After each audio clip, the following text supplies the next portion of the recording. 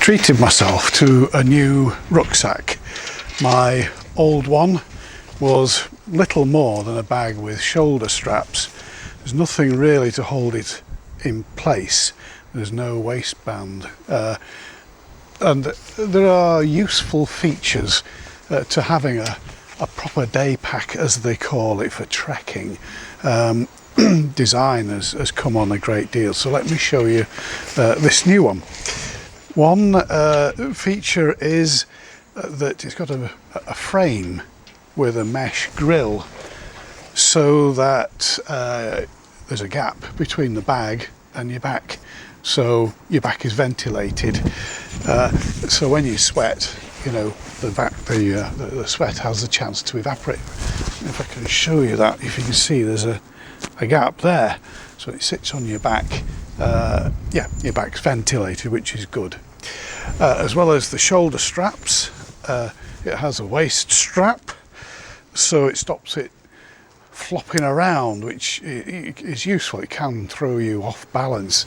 And one thing with this, the straps kept slipping off my shoulders, so you've got a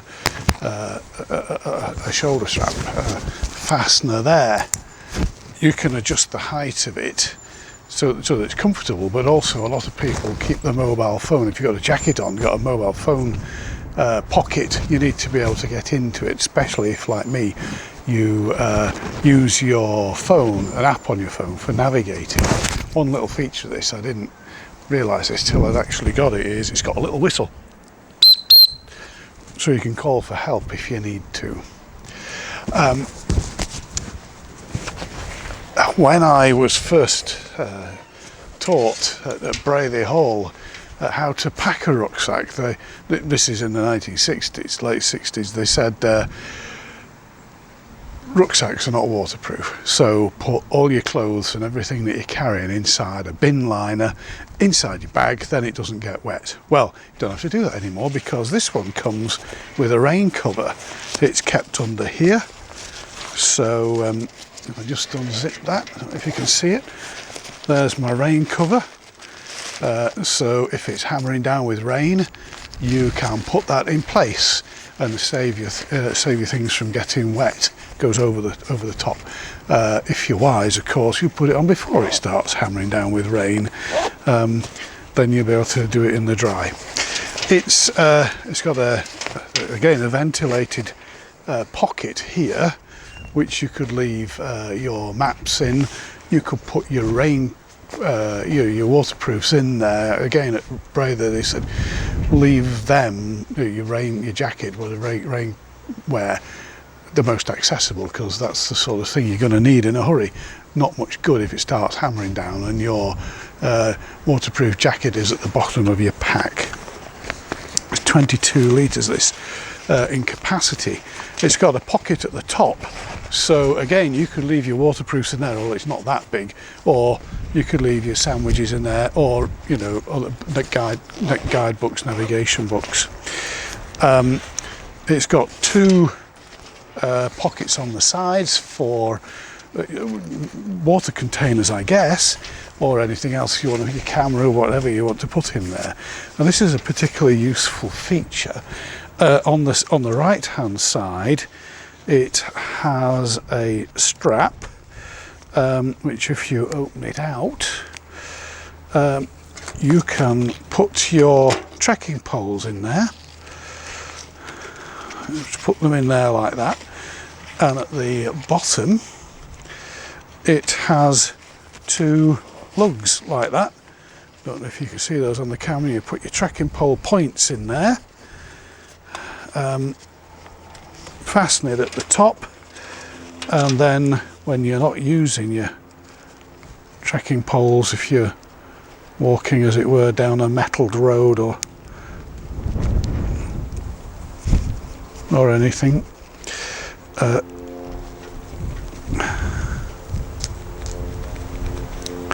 something I'm doing wrong. Helps if you get the right connector. There, easy when you know how. They're stowed there, and they're nice and safe and out of the way. So that's a useful feature as well.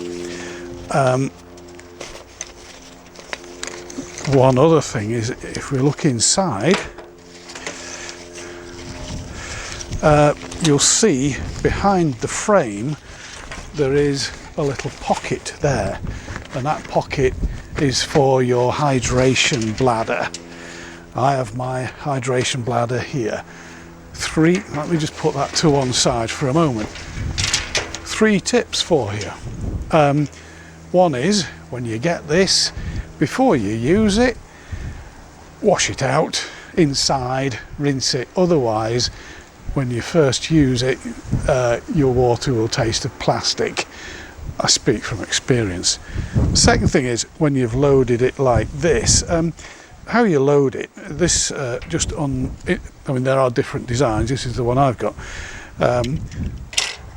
It's basically just one of those, I don't know what you call it, but the sort of interlocking.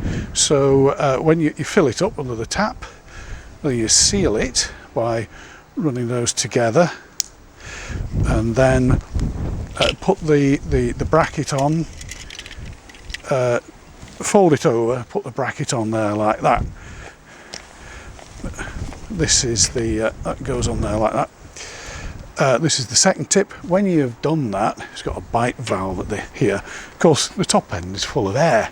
Turn it upside down like that, bite this and suck the air out.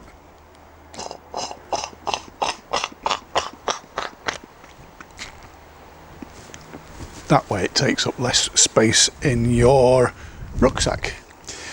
The third tip is, when you've used it, of course, you bring it home, you want to rinse it out, that's fine, and put it away before you next use it. The problem is keeping it dry inside. If it's not bone dry inside, the chances are you're going to get mould in there.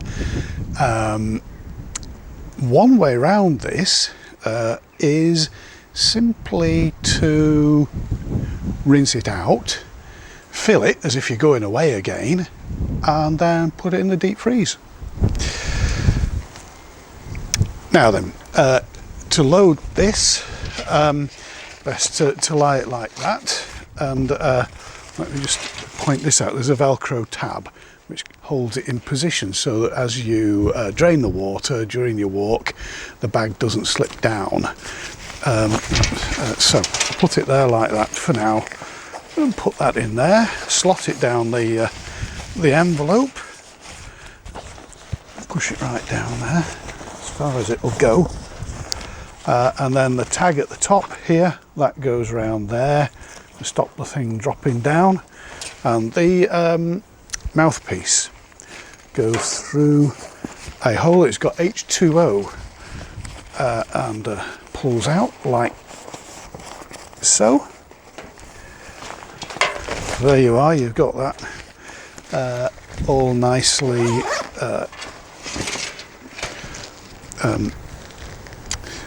neatly installed. It goes through a little loop there on your shoulder strap. Have it right or left-handed, whichever one you want. And then when you've got the pack on,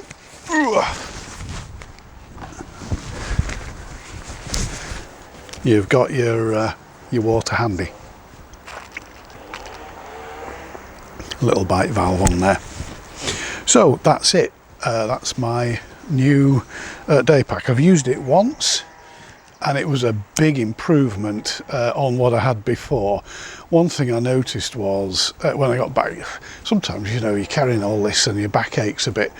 Didn't have a problem last time I went, so I'm very pleased with it.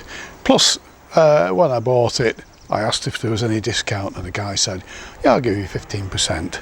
So that's it. That's my new pack, which I shall be enjoying using from now on.